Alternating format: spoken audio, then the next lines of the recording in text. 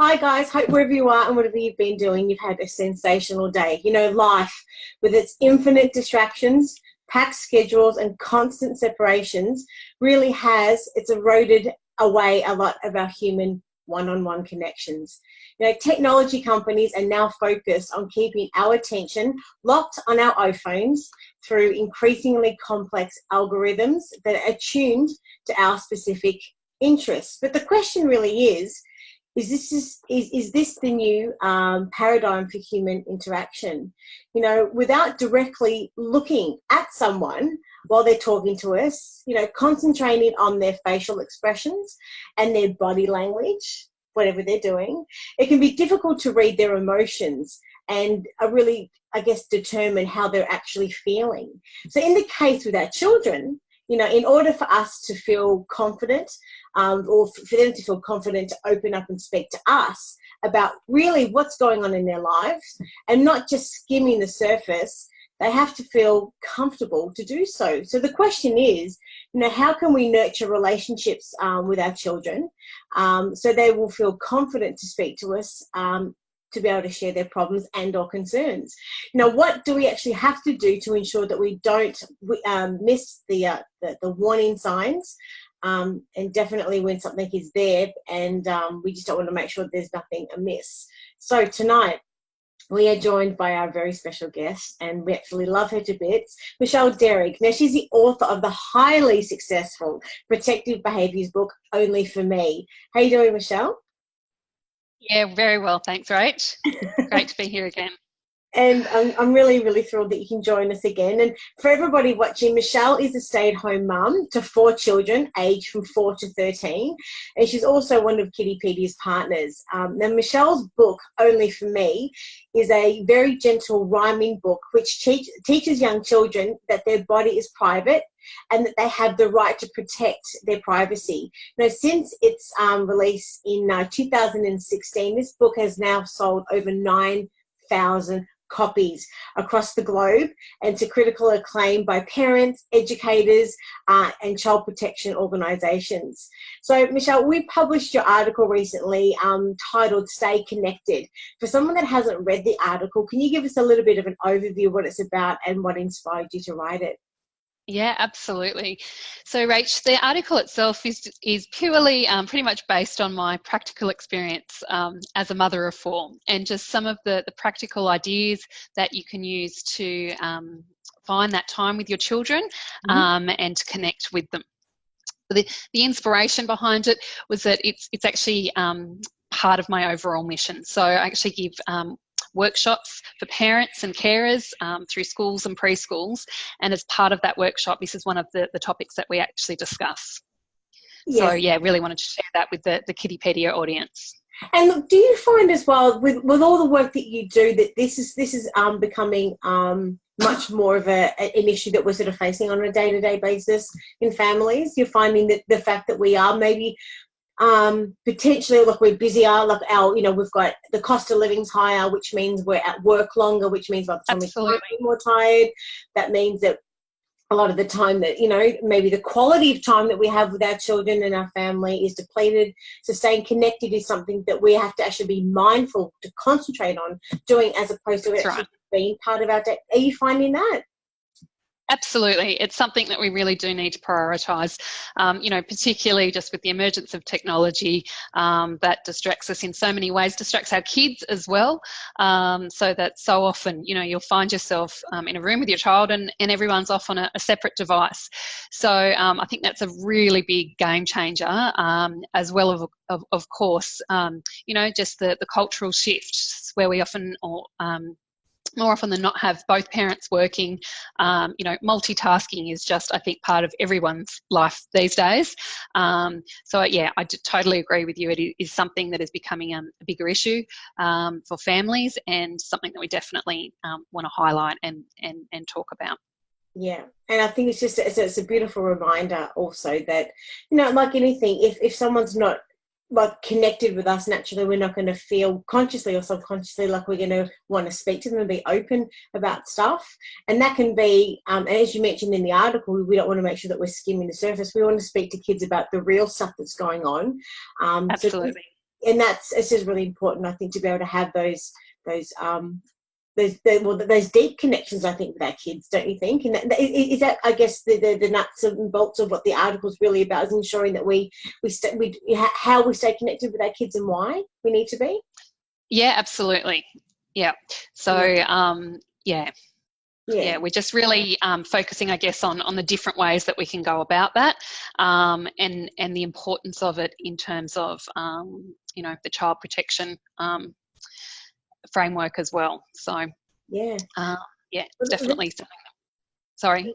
No, I was just going to say there's lots to cover off in the questions, so maybe we'll get stuck straight into those. So question number one we've got for you, you know, your area of expertise is about child protection, but this month's article is about staying connected with your kids. Now, how does that relate to your child protection message? Sure. So, touched on that before. I have to admit it was a little bit of a relief this past month to actually write about something that was, you know, a little bit less serious in terms of the content that I normally have to cover. So it was quite refreshing from that perspective. But basically, we're talking about staying connected with our kids in terms of, obviously that's fantastic no matter what. As parents and carers, you know, we want to nurture relationships with our children where they're going to feel connected to us, because that's obviously a healthy relationship. But in terms of how that relates to the bigger message of child protection, I guess ultimately, if we look at what we're trying to do, and that's to empower and protect our kids with knowledge, and we're also going to teach them how to respond to situations where they may feel concerned or unsafe or worried about someone's behaviour. So ultimately, what we want is for our children to come and talk to us or disclose whenever they're feeling, you know, concerned or worried. And so if we're just talking to our kids about child protection and then not nurturing those relationships, then it's very unlikely that they're going to be able to come and talk to us about, you know, such a serious matter. So, yeah, it's kind of like the underlying foundation. Yes. You know, we're relating it to child, and it relates to so many other areas as well. But in terms of that child protection message, it's something that we definitely need to nurture if we want to be able to protect our kids in that realm. Yeah, and there's lots of really great points in the article. You speak about, you know, first it's really important to be checking daily. That's one thing you speak about, and asking just generally about their day. I mean, these things because you've got 4 children that you I mean, and like you were saying before, a lot of these things are brought on from your own sort of life experience as well. But do you find that sort of helps as well, ensuring that you sort of, and most parents would do that anyway, but do you have any particular tips how you do that to ensure that you've got that relationship with your kids if they do open up at all? Yep, sure. So, you know, as you mentioned, child protection experts and parenting relationship experts will all recommend that you try and connect or check in daily with your children, and that you actually do it on that daily basis. So I guess where I come in is just offering that practical input or insight as a mum of how we can go about doing that, fitting it into those busy schedules that we were discussing before. So I guess the first thing to look at is the time that you choose to try and connect with your child. So number one tip is that, you know, we often spend a lot of time ferrying our kids, taxiing them back and forth to different extracurricular activities. So that's one really practical way that, you know, you can almost have it as a bit of a cue every time you're in the car, that you then actually stop and ask your kids how they're going, and ask them about what's going on for them. As I often say to my groups, and they're strapped in so they actually can't run away. And they're also hopefully away from devices, and I think it goes, it's just as important for the parents these days, where we are often, you know, the emergence between work and family life now often crosses over. There's no real distinct boundaries because we are often on our phones. I know that, you know, that's an issue that I'm always doing, particularly as I work from home. So, you know, it's not just the kids that are distracted, it's quite often us as parents. So using that time in the car is just a really practical way. And of course, you know, I think many parents will already know that we're encouraged to have those family dinners, which, you know, we do prioritise in our family. It doesn't happen every night, but we certainly do make an effort to try and all sit down together with the TV off and sitting around that dinner table. So that's just another wonderful time to be able to nurture those relationships and have those conversations that are so important.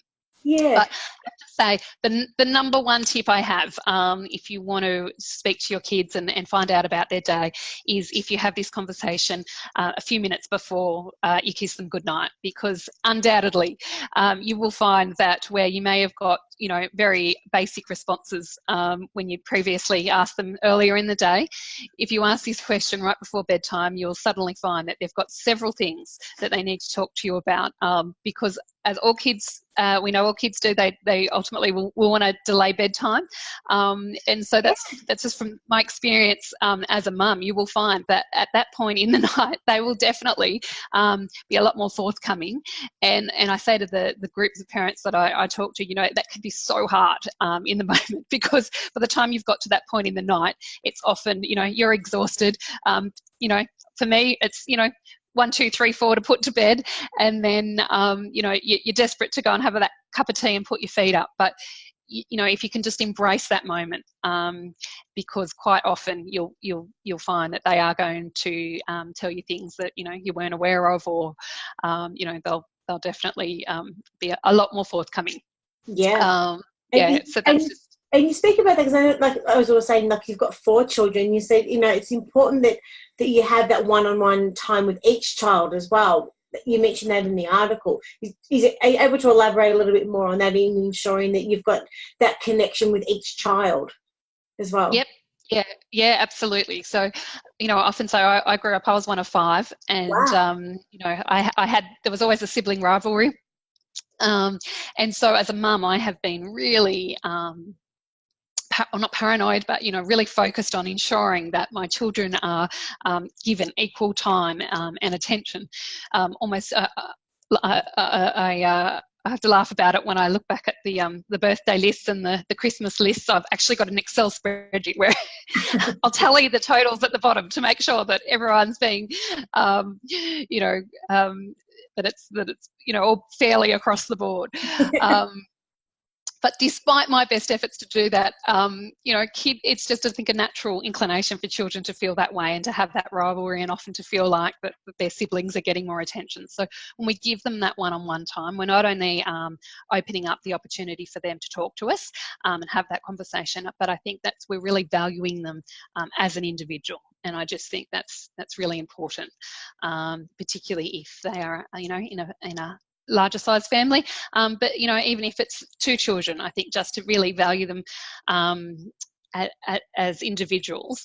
And, you know, it doesn't have to be, you know, it doesn't have to be an elaborate date. As you know, I think it's fantastic if parents have time to, you know, spend a whole day together with a child, or perhaps go out to a cafe and you have a coffee and they have a milkshake or something like that. That's fantastic. But I just know that the reality of life is very different, and particularly with 4 kids myself, you know, that's, you know, we just don't have time in our lives to be able to do that.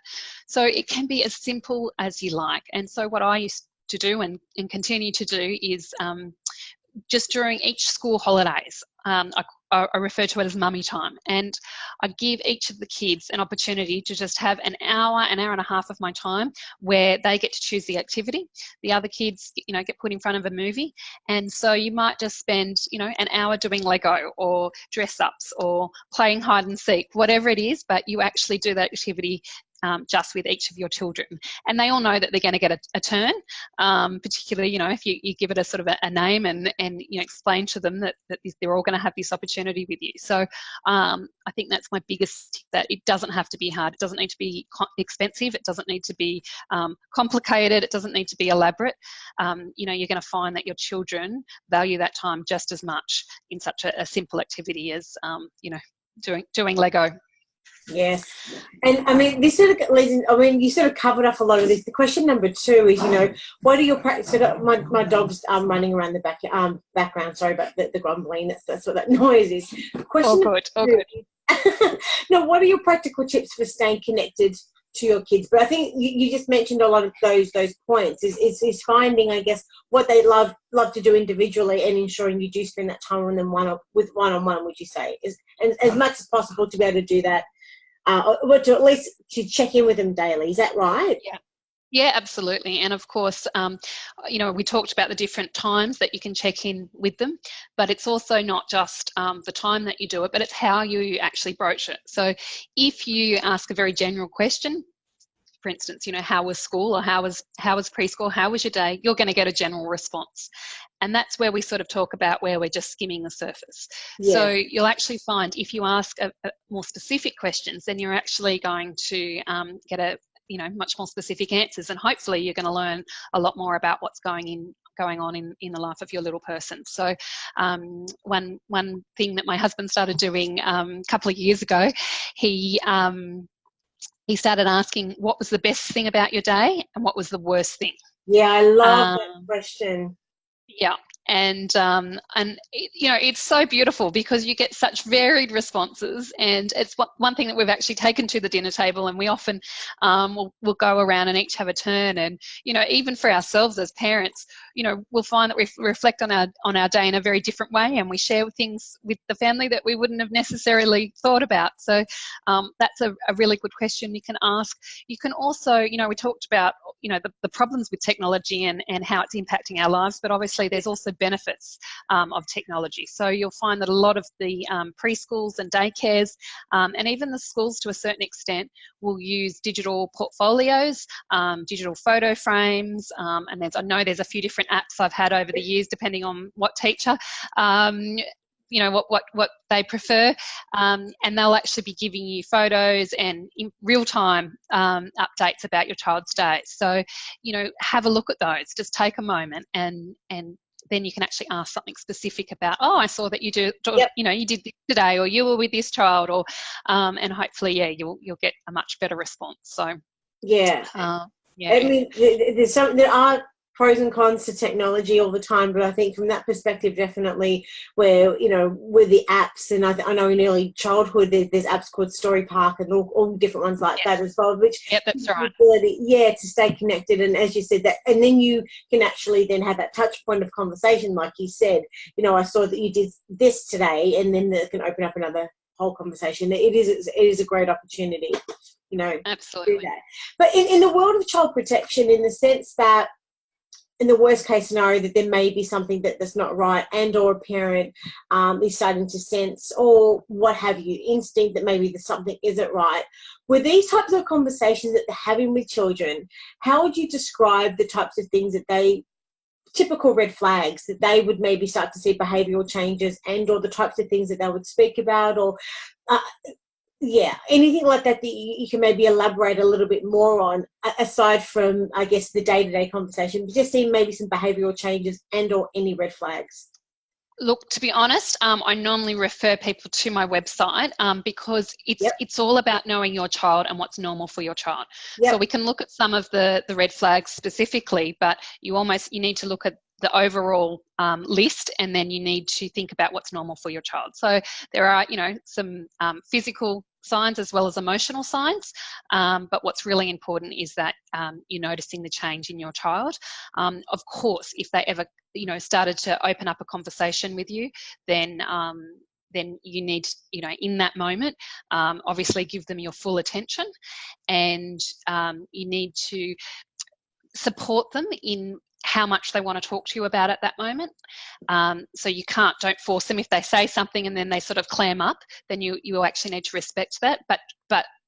But on the flip side, you're also going to try and encourage them to continue speaking and find out as much detail as possible, just so that you can get a bigger picture. So, for instance, I'm not sure whether I've shared this before with you, Rach, but after I wrote the book, my own son had an incident at swimming lessons, and it was as we were leaving the car park, and this young boy said goodbye to my son, and he ignored him.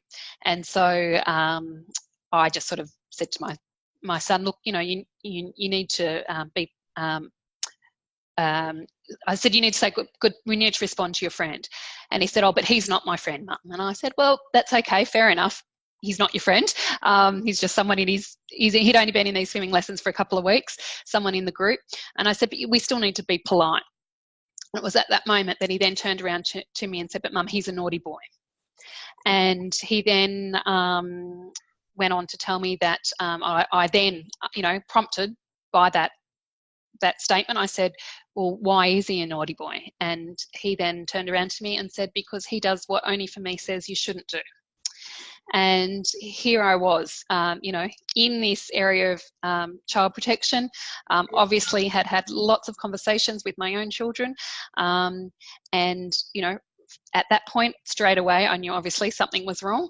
And then that, was the prompter for me then to ask further questions, what exactly Jack was referring to. So, so in that moment, yes, absolutely, you need to just encourage them to give you as much detail as possible. But as I said at the beginning, but also respect where they want to draw the line. So if you do find they clam up, don't push them, because you might find then that it'll be much harder for them to open up, at another time. So you're obviously not going to leave the conversation there, but if in that moment that's all they feel that they're ready to say, then you need to give them that space until they're ready to actually give you some more detail, and then you can assess exactly what's happened and what sort of action you need to take.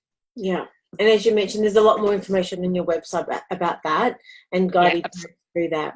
And and as we've said, so many times as well, that the book is a really great opportunity where it is difficult to have these conversations, I guess, for parents initially, but it's given the book itself is a very gentle rhyming book, it's a very easy way to open these conversations.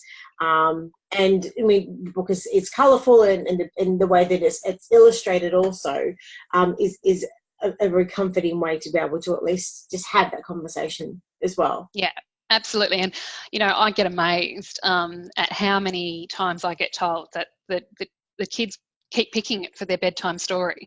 And so that the book itself has been designed so it can be left on the bookshelf.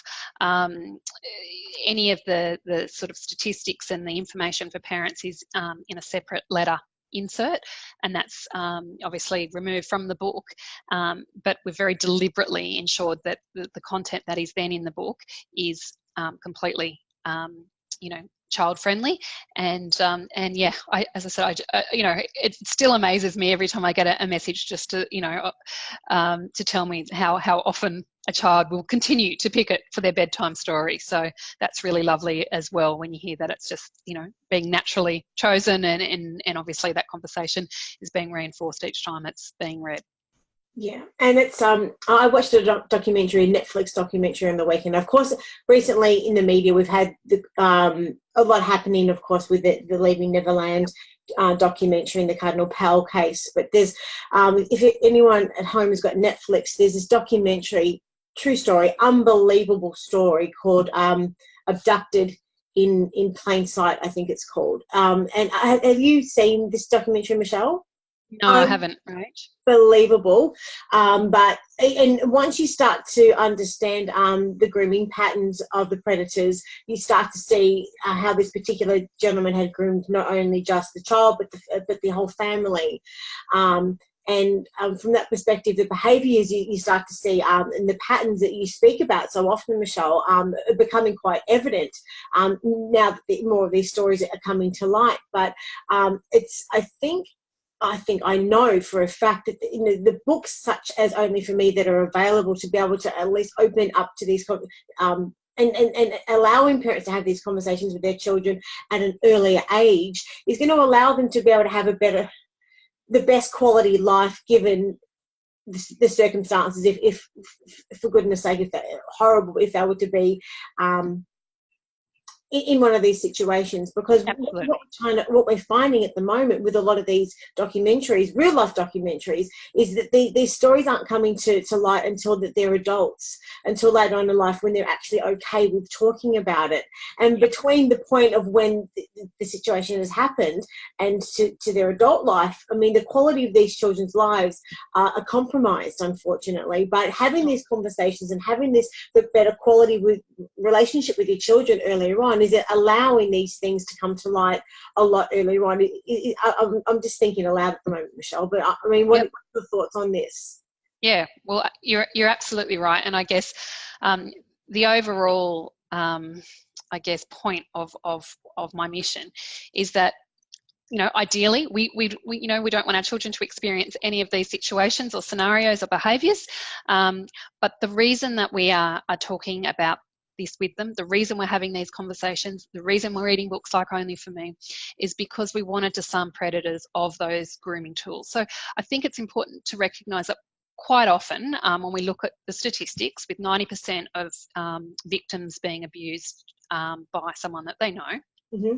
Yep. it's then not normally not necessarily, more often than not, it's not a you know, a one-off event. It's something that it takes place over time, and then often is the behaviour is repeated. So what we're actually trying to do is allow kids to identify those grooming behaviours so that they can actually early on be able to identify when something doesn't feel right, by teaching them about the different physical cues that their body will do to you know, alert them that something's not right. But we're also telling them all the sorts of things that they use during that grooming process. So we're essentially disarming the predators. So we want our kids to know that even if they call it a game, even if they give them rewards, treats, gifts, money, even if they somehow feel like they're to blame, which is quite common, because they will, during that process when it is actually, you know, drawn out, often it will start as a genuine game to start with, or it could be that it started off as tickling. So somewhere along the line, the child actually feels that they encouraged it, or they feel somewhat responsible for it. So by telling kids that even if they feel like they're to blame, they still must tell someone, we're again disarming the predators, and we're ideally encouraging the kids to recognise the early onset of abuse, so that when they disclose, you know, the abuse, you know, at what point we're going to define that, you know, that's a grey area, but certainly, you know, hopefully they will recognise those earlier grooming behaviours, where the level of, you know, of how serious it is, you know, a lot less, and know to go and tell someone at that point. 100%. So, yeah. Well, so before we run out of time, let's get stuck into question number 3. So question number 3, quickly, you know, do you have any advice for parents with children that are withdrawn or shy about their talking about their problems? Sure. So, yeah, this was just another practical tip that I offer from my own experience, and that was that my eldest daughter was very shy and reserved. Beautiful girl, of course, but that was just her personality. And so, you know, she'd often go and have, you know, she might have a play date at a friend's house, and, you know, the parents would comment to me that, you know, they didn't hear her say, you know, a word the entire time, and that was just my beautiful girl. So even with me, she would find it hard to tell me about what was going on in her little life. So Em was coming home from school, and she wasn't, you know, alerting me to the fact that everything wasn't okay. I was a, you know, stay-at-home mum, so I was, you know, certainly there giving her the one-on-one, the attention, but just purely because of her personality, she found it hard to tell me what was going on. And so it was only when her best friend's mum would ring me to tell me that that the best friend was in tears because she was so upset for Emily because what had actually taken place at school that day, in regards to some bullying situations, was I finding out about what was going on in my beautiful girl's life. So I felt, well, I need to be able to offer her something, some other way of communicating with me, because, you know, for whatever reason, she found it really hard to come and talk to me. You know, it's not like she would even come home and burst into tears. She would bottle it all up. So I wasn't even aware that anything was amiss. So I just came up with the concept of what I call the pillow book, but, you know, you can certainly call it whatever you like. But it's just the idea that it's giving them the opportunity to communicate with you via writing. So what I did was I called it the pillow book, and I just got this notepad and I left it under Emily's pillow one night. I told her I'd left something under there for her. And in the front of the book, I just wrote about how I understood that it was hard for her to talk to me about things sometimes, that if she was ever worried or concerned about anything, she needed to tell me something that she couldn't quite find the words for, that she could write about it in the book and leave it under my pillow. And so I did that, and it was quite amazing. She probably only used it half a dozen times, but it was just something in that process, I think, and knowing that she had another option, that then I really found she opened up to talking to me directly rather than through the book. And she did use the book. I often say to my parents, unfortunately, quite a few of those times were to tell me how annoying her sister was, which is actually not what I was going for. But just by giving her that other avenue to communicate with me, because the point was she did want me to know what was going on, but she just actually couldn't bring herself to talk about it and to open up about it. So that's just a really practical tip. And if you find that you've got a child that is younger, who can't read and write yet, then art therapy is another fantastic way. So you can use a similar concept, but ask, tell your child that they can draw about their day. If there's anything that's, anything about their day, whether it's something that's worrying them or that they want to communicate with you about, they can draw a picture. And then it just gives them, again, another option to communicate with you. And then, obviously you then need to try and pick up the cues from any of the artworks that they might do. Yeah. So yeah, just purely my own advice from a mum, but as a mum, but a technique that certainly worked for us.